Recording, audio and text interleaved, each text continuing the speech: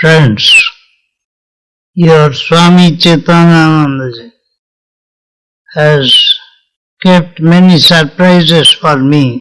One of those is this evening's meeting here in a more or less formal way. He just informed me that we shall just a few of us will meet you in the evening and it will be your reminiscences on the Holy Mother that we shall expect to hear from you. But I find it has given it a shape of a formal meeting as it were. There was no such talk before, and I cannot praise him for this kind of surprise attack.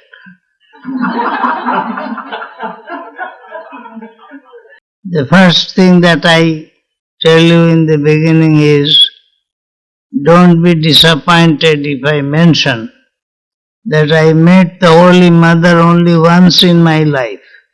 That was about 2 years before her passing away. Only once, I tell you. So much of reminiscence so far as direct experience of my company with Holy Mother is concerned, I have very little to say. As you may be already aware, that Holy Mother was born in a village far away from city life and remained throughout her life as a very shy village girl. Even though people had been visiting her from far and near by not only hundreds but thousands, she continued to remain hidden in her veil before everybody except the very intimate boys who were in touch with her and some women devotees. I mentioned that one occasion when I met her. It happened to be one of the birthday anniversaries of her birth, of her birthday anniversaries. There were many devotees who had been coming to pay their respects to her from morning, and we went there in the evening along with a very senior monk of our order. He was known as Jnan Maharaj or Brahmachari Jnan. He was a direct disciple of Swami Vivekananda, who told him to remain a brahmachari throughout his life. So he did not take sannyasa, he remained a brahmachari, but very much respected by all the monks of the order.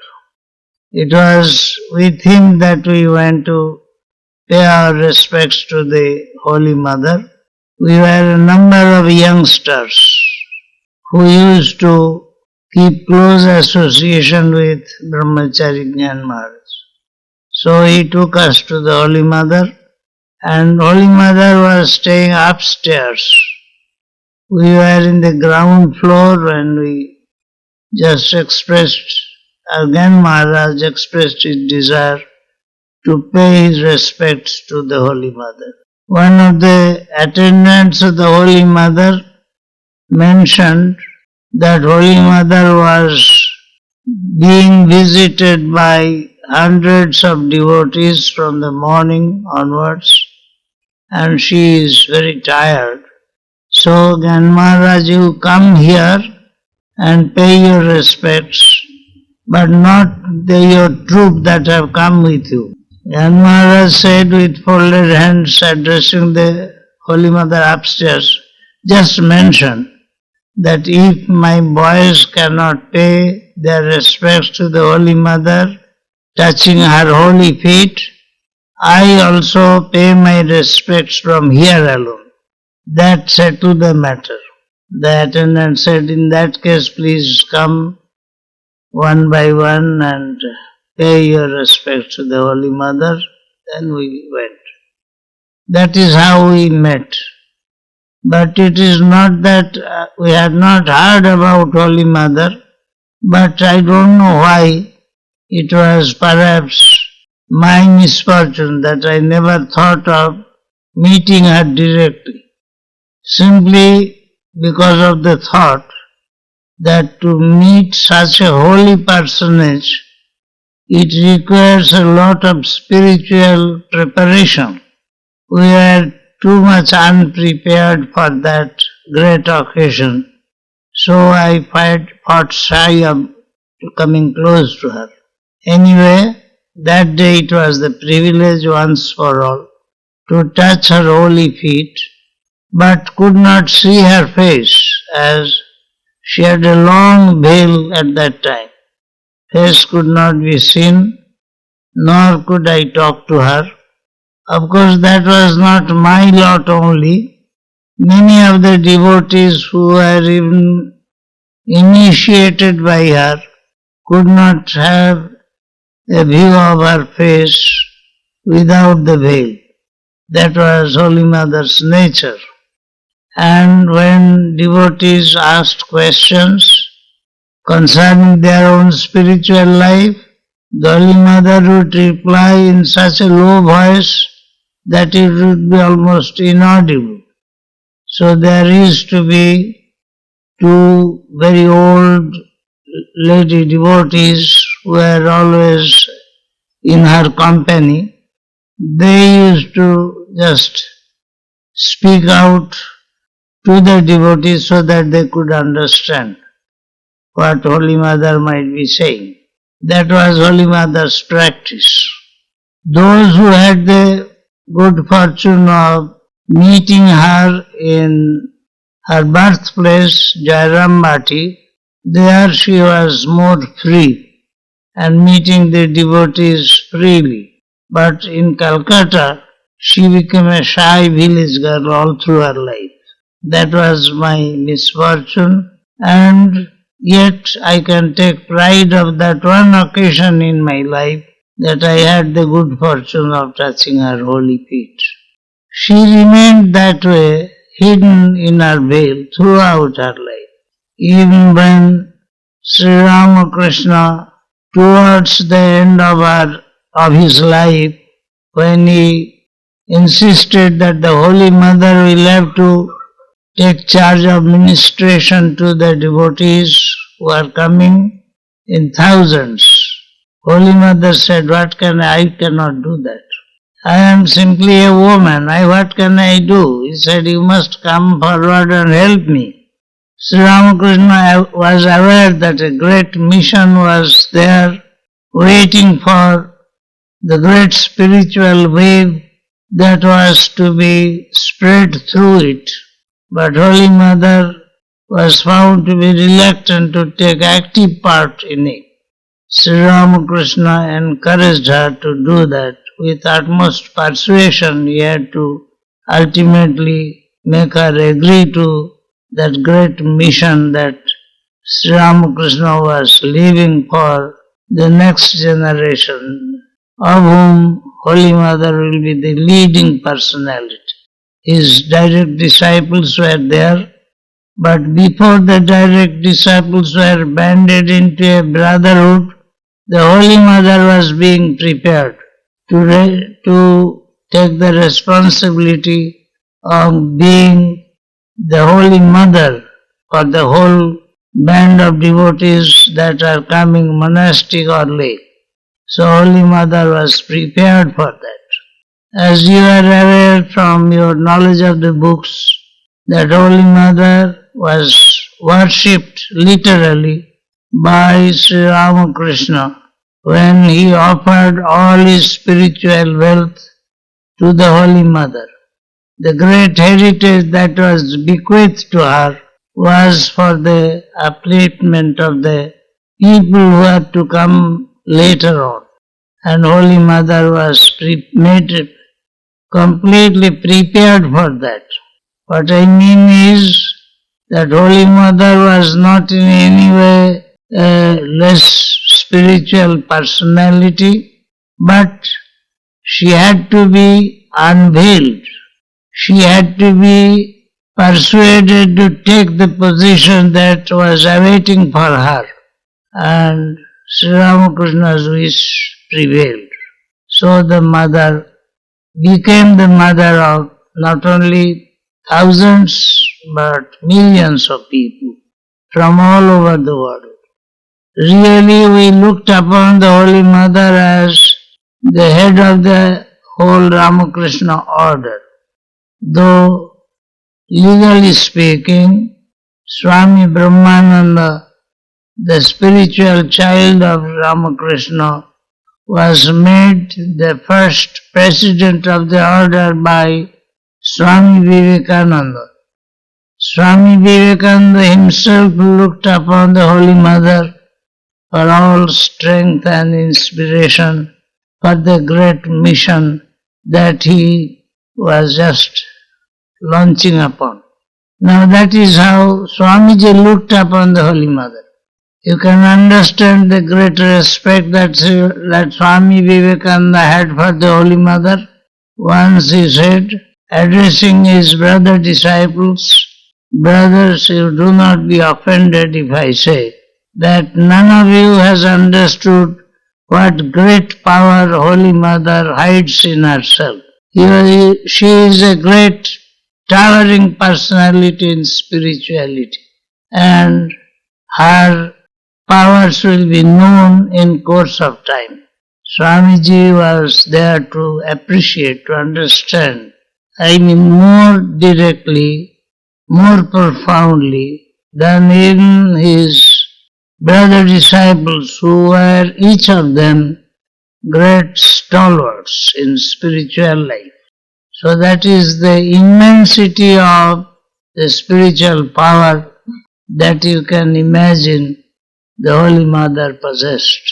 That was Holy Mother. Yet, to all intents and purposes, she was supposed to be a very innocent village girl, as it were. As if she knew nothing. She said, I don't know anything. Well, Sri Ramakrishna himself also said in that manner that I don't know anything except God. So Holy Mother also said, I don't know anything. But she knew one thing, Sri Ramakrishna, as the highest spiritual manifestation, and whatever inspiration she had was from Sri Ramakrishna himself. And actually she later on confessed that she was the same personality as it were, in a different shape, in a different mask, as it were. Sri Ramakrishna and Holy Mother are considered to be the devotees as the twin personalities, but one reality only. They represented one personality in two phases, and that was necessary, because Sri Ramakrishna was such a deep ocean that very few could understand him or fathom his depth, and therefore felt scared in his presence. But Holy Mother never posed that problem to anybody. She was easily accessible to all devotees as the mother. Particularly among the women devotees, she did not keep any difference in her behavior. The devotees, women devotees, girls particularly, they came to meet the mother. Mother would make them even sleep in the same bed with her. They were so made to be so familiar, and they felt in the presence of the mother just as children before their own mother. Now that is how the relation developed, particularly among women, and among men devotees also. They felt the same way, though mother kept a little distance from them for the purpose of social safety, so that they could remain separated at the same time, pay their respects and be inspired by her. That is how the relation grew among the devotees. Even when we were later on monks, At that time also, Holy Mother was never made to appear before the common public. Even her picture, her photos were not available from market or anywhere. It was kept a secret. Only a few lucky devotees who were in very close touch could procure a picture of the Holy Mother. So I said in one meeting that we tried to keep her veiled and hidden from the public, but she has unveiled herself and made herself manifested before the people with all her glory.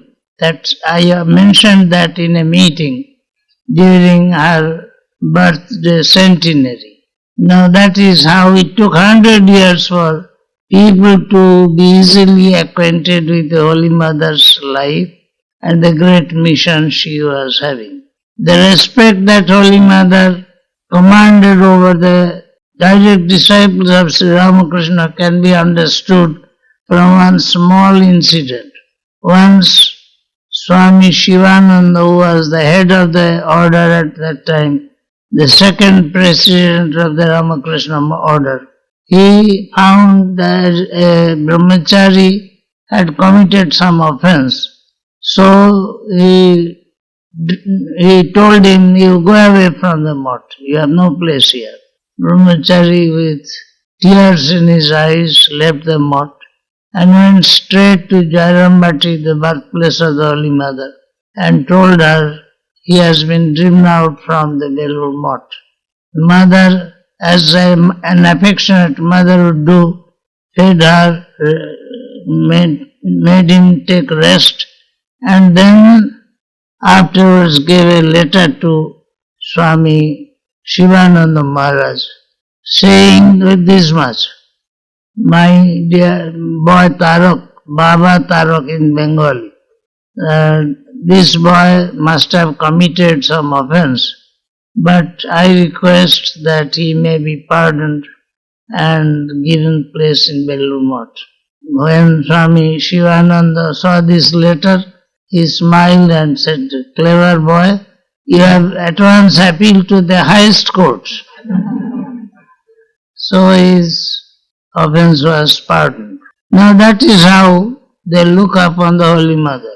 Though she would never interfere in the administration as such directly, but ultimate decision depended upon the Holy Mother. If Holy Mother thought something wrong, whatever she said was always obeyed by everyone, including Swami Vivekananda. When by Swamiji I mean Swami Vivekananda always, we familiarly refer to him as Swamiji.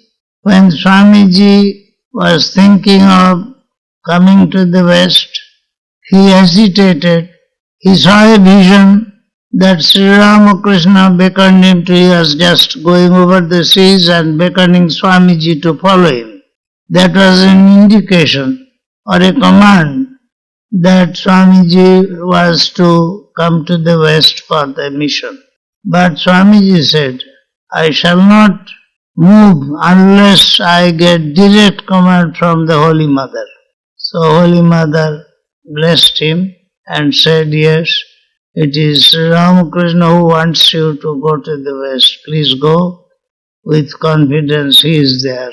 And then with Mother's blessings, Swamiji left.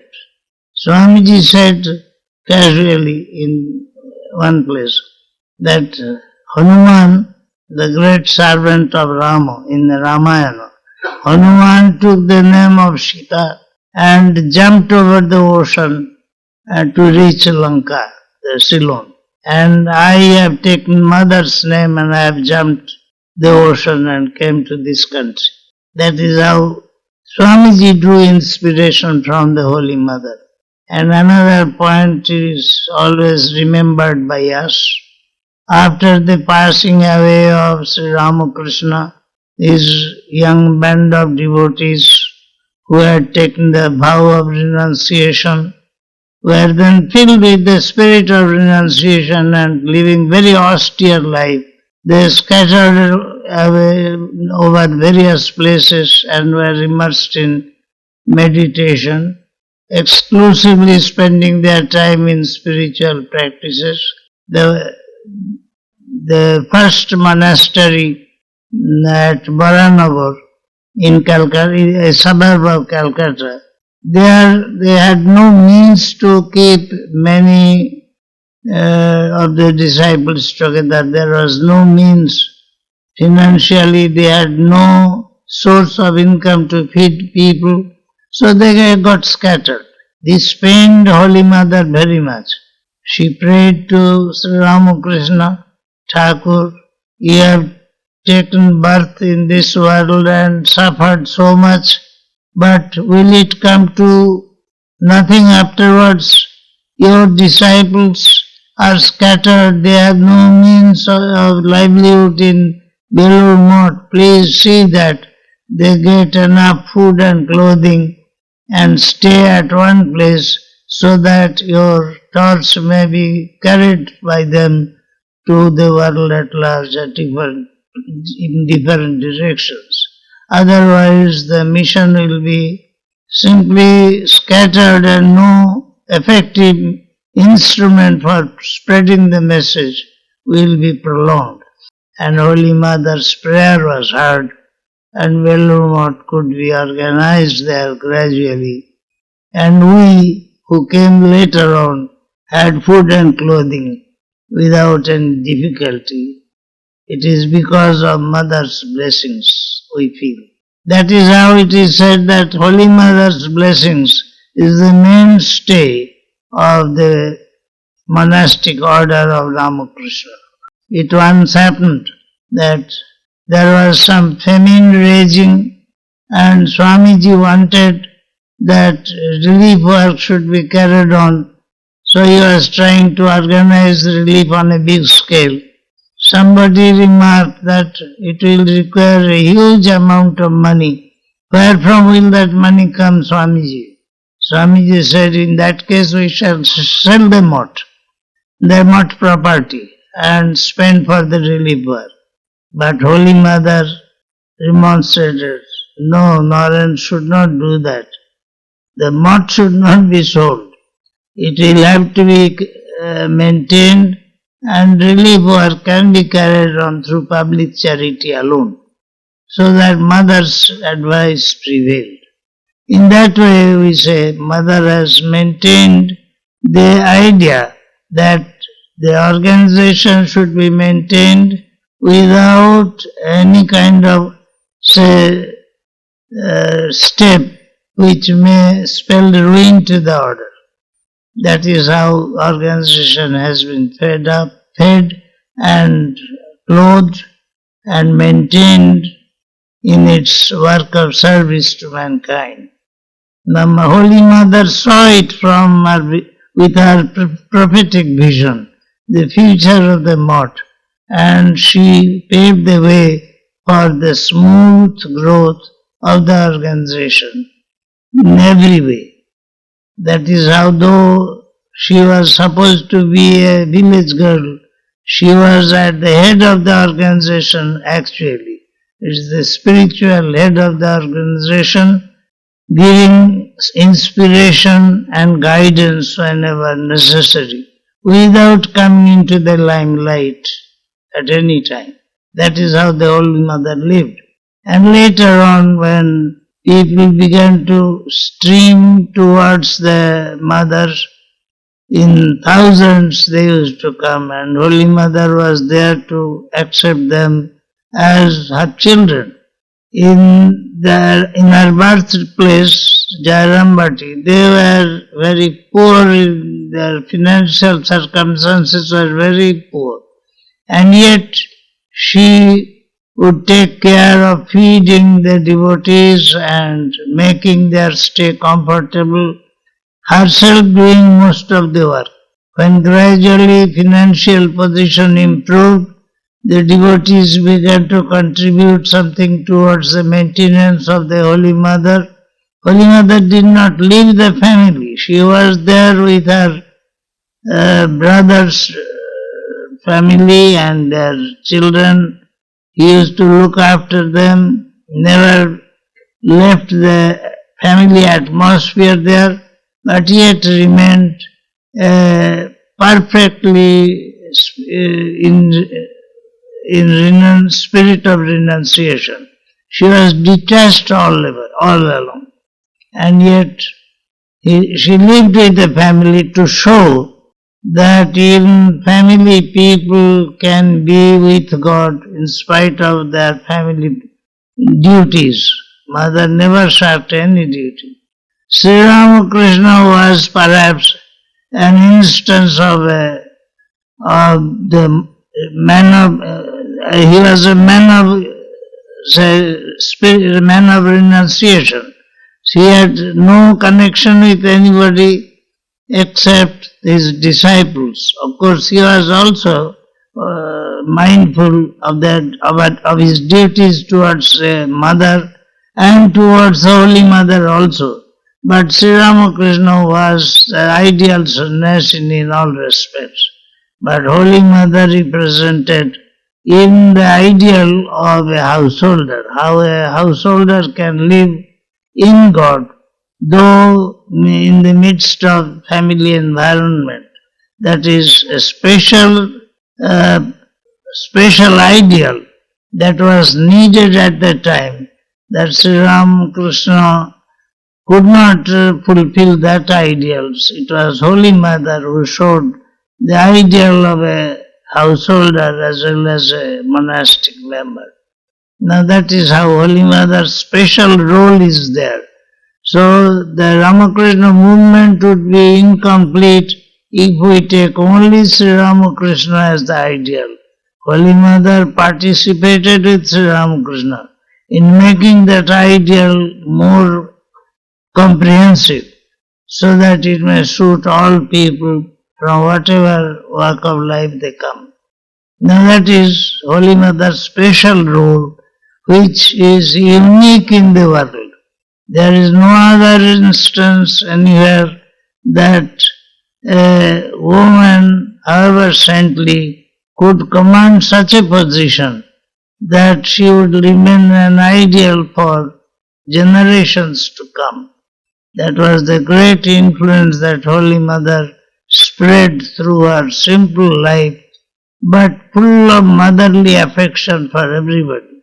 Once our Holy Mother's mother just regretted that my daughter has got no children. Sri Ramakrishna heard it and said, your daughter will have so many children that she will be tired of hearing mother, mother, mother everywhere. Swami Sri Ramakrishna's remark was partly correct, because really there was a demand on her as mother from everywhere, but she was never tired of that.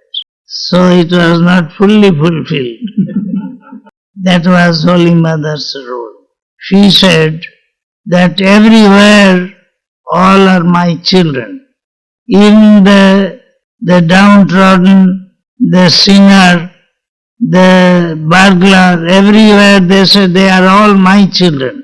There was a dacoit who was notorious for that role. She came in touch with Holy Mother and just came to her as to an affectionate mother, and she accepted that dacoit, and remarked that as Sharat is my son, Sharat means Swami Saradananda, who later on took the responsibility of the General Secretary of the Order. As Sharat is and who was the attendant of Holy Mother throughout her days, she said that as Sharat is my child, similarly Amjad, that dacoit's name, is also my child. There is no difference to me. Somebody complained that such and such person is a wicked person and should be avoided. He should not be allowed to mix with people here, to come here. Mother said, what do you say? If a child gets soiled, does the mother throw him away? No, the mother picks the child up, cleans it and takes it in her arms. So that is my duty as mother, not to shun anybody. That is mother's role. There somebody remarked, Swami Premananda remarked, that Sri Ramakrishna was selective in choosing his disciples. But Holy Mother never did that. She never judged anybody by his merit, but because she looked upon everybody as her child, so everybody has a demand on her, and which she always fulfilled. That is Holy Mother's role in the group of devotees who came to her. Now, in another instance, she said, well, at that time the great national movement was going on, and people were boycotting British goods because the British people had been ruling over India in a way which was cruel considered by the people there. So somebody remarked, Mother, we should not buy anything made by the British. Mother said, what do you say? The British they are also my children. There is none, whoever it may be, good or bad, they are all my children. I cannot shun anybody. That was Mother's feeling.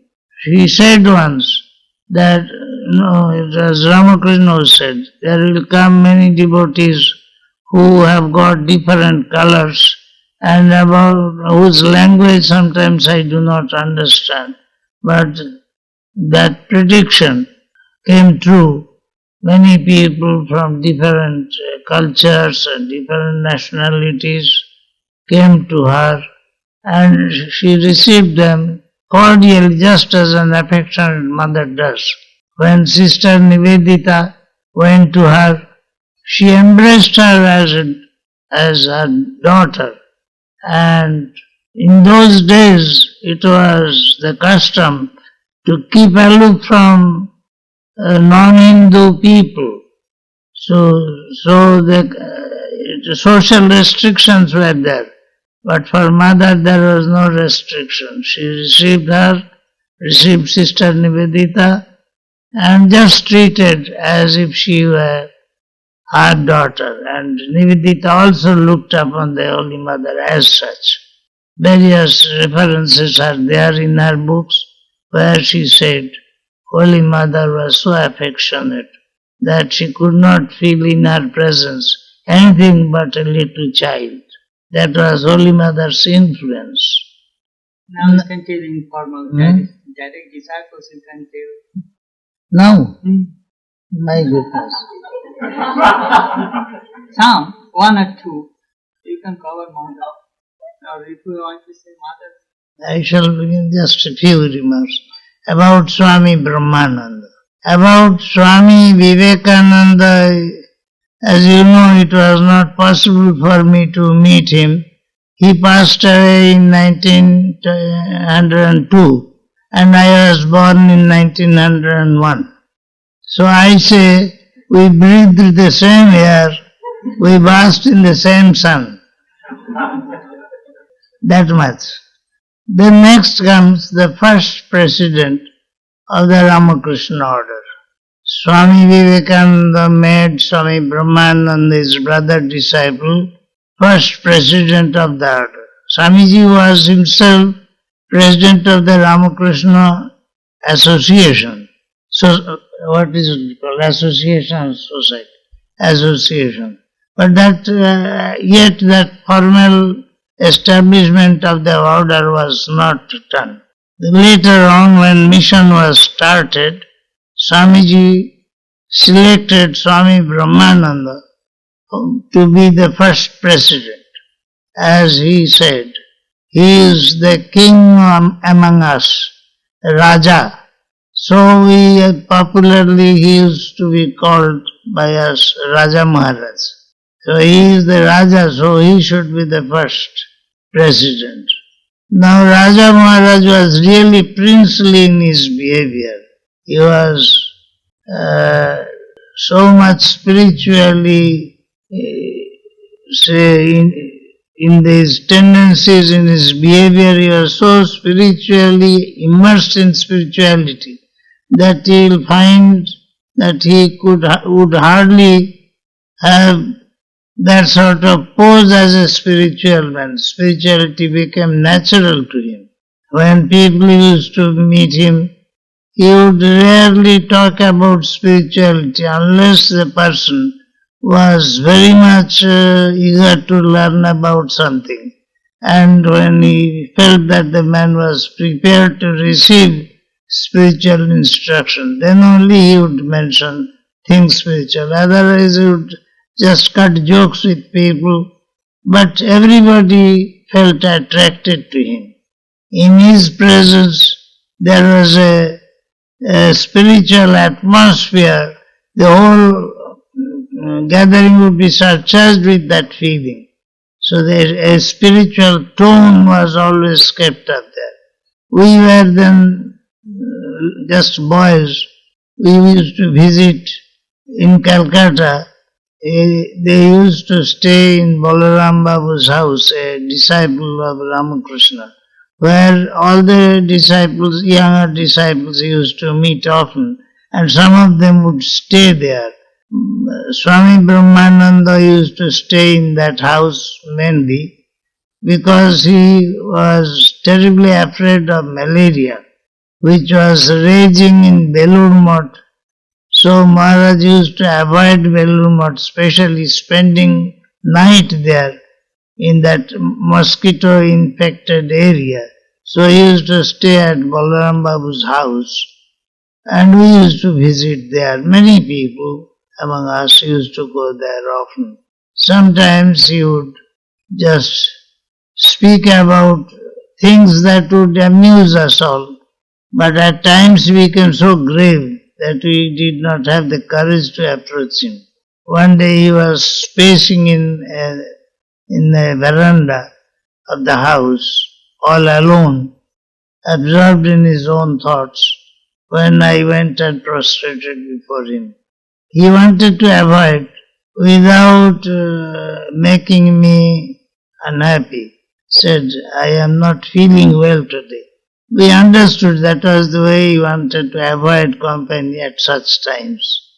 We did not have that idea of not disturbing great religious men in their when they are indrawn in their mood. So anyway, that happened that day. Otherwise he was very freely mixing with younger people as well as elder people. One day it so happened that one of the devotees brought his friend to meet Maharaj, Swami Brahmananda, at that Balaram Babu's house. He came with high hopes, feeling that Maharaj certainly will give spiritual instructions to the friend, and the friend will be impressed. So that way he brought the friend, and then he introduced him there, and the topic was going on, Maharaj went on making fun that day. No spiritual topic was raised. That devotee who brought the friend was disappointed, thinking how awkward it will be. My friend, what impression he will carry of the great Maharaj.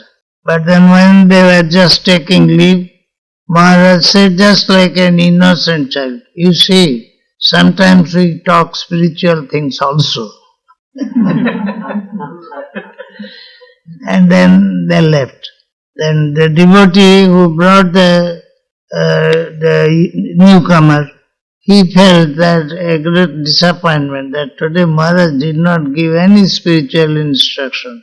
But on the way the newcomer told the devotee, today I have seen the first time in my life, I have seen a man full of joy, full of happiness, full of peace. He's exuding happiness everywhere, as it were. This is the first instance in my life that I have seen such a great personality. So even through fun you could convert a man like that. There is another instance in this connection. There were 3 young men who went to visit the places of pilgrimage in south. Casually they went to Bhubaneswar. Bhubaneswar is the capital of one of the provinces, Odisha in India. There they stayed in a hotel and casually asked the hotel manager, what are the things worth seeing here? The hotel manager mentioned some of the things, and then lastly he mentioned, and there is a branch of the Belur Math here, but the Math is meant for only aristocratic people. They have a big compound, and the head of the Math lives a very luxurious life. He has got a gorgora, that is a smoking instrument. Hubble bubble nobody understands. There is an instrument for smoking. And Maharaj, he smokes from that gold thing, that gold made of gold.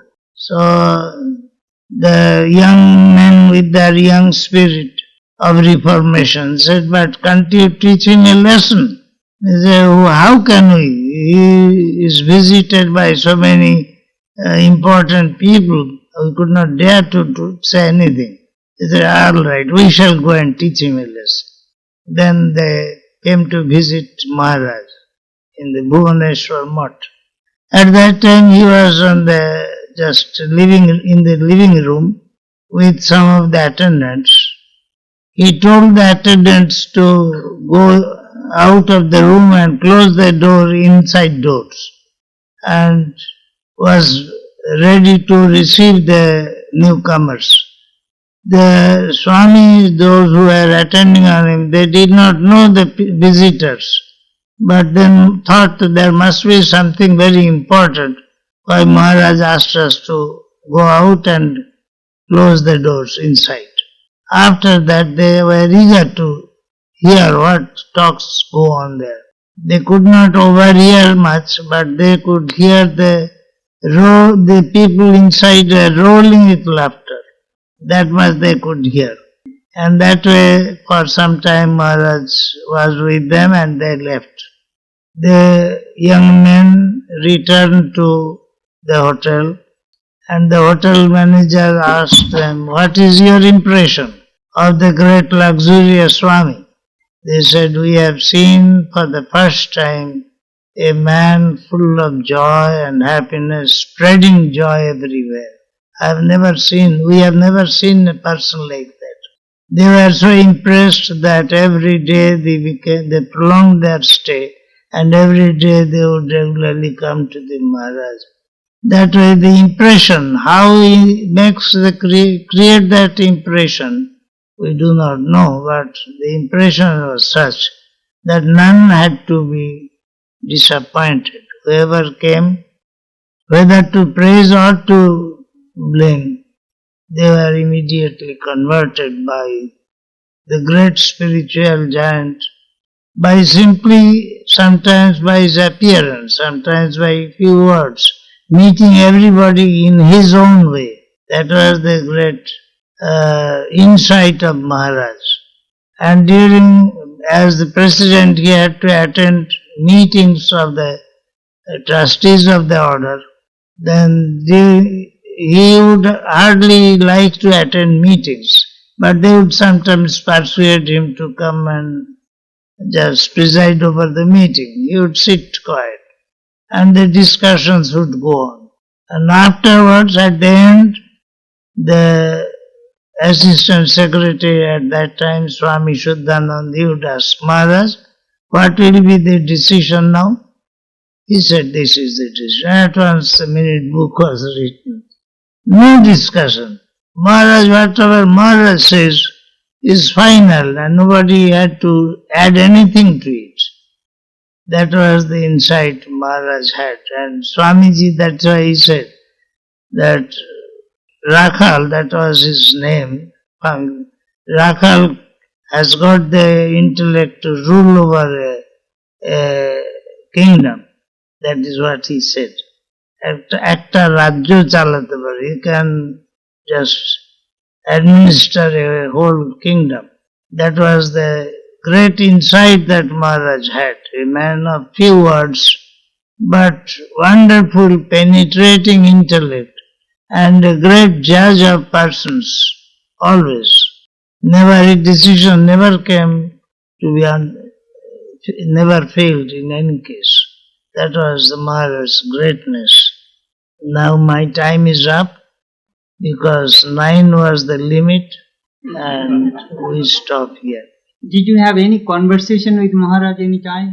Other than Something I don't remember much. I must have had something, but I don't remember. I used to go with some friends on several occasions. We saw him at Belur Math also. During Holi season, Holi, that celebration of Holi, where everybody springs colors to others, throwing colors to others. Maharaj would take part there. He would enjoy that. Like that. We saw him like that, as like a child to us, full of fun and frolic. But to others, a great towering personality. Of course, we also sometimes, when he was in that mood, we were awed in his presence. But otherwise, he would be full of fun. That was Maharaj. No more. how do you remember your first meeting with Maharaj? First meeting, I had been there. He was seated along with some friends. I went and prostrated before him. That is the first meeting. That was the first meeting. And on several occasions we had been there, but never felt encouraged to broach any subject or ask any spiritual instruction at the time. Perhaps I was not fit to receive anything at that time.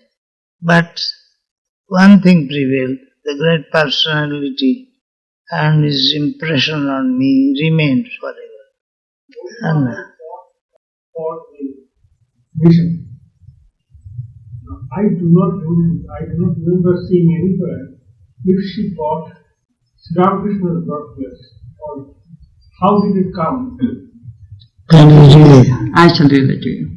He was asking that Holy Mother, got that her birthplace for the Ramakrishna Order, but how did the master's birthplace came to the Ramakrishna Order? Master? Kamarpukur. How did the Kamarpukur come? That came much later. Much later. We wanted to have that land to preserve the memory, but the people who were living there did not part with it. They were not prepared to sell even for a good price, because they expected that if they retain that property, they will be perhaps gainer, because people's attraction will be there and they will have much more money from there. It's only a commercial business. So that acquisition of that place came much later. Of course, we had to pay a good price for that, but anyway, at last they parted with that property. And there we started.